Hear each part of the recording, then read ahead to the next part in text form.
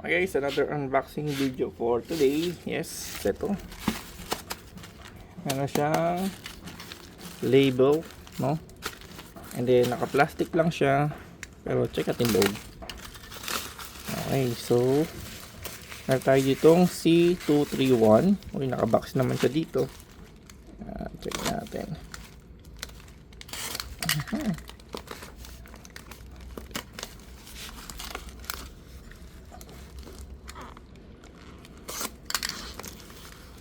Ayan. Okay. Yun. So, meron tayong Vic oil filter dito. OEM number for Nissan, no? 231 siya guys. Made in Japan. Check natin. Uy, ganda, no? Yun. So, meron siyang oil filter. Made in Japan. Naka-printed naman siya guys. Ang ganda ng kulay. Mayroong ang China. Pero made in Japan daw, no?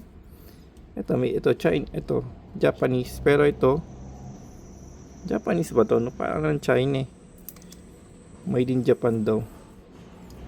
Okay guys, thank you for watching po, no?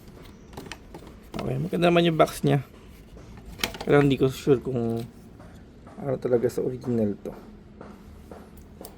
Thank you for watching po. Yung link po dito nasa description na lang.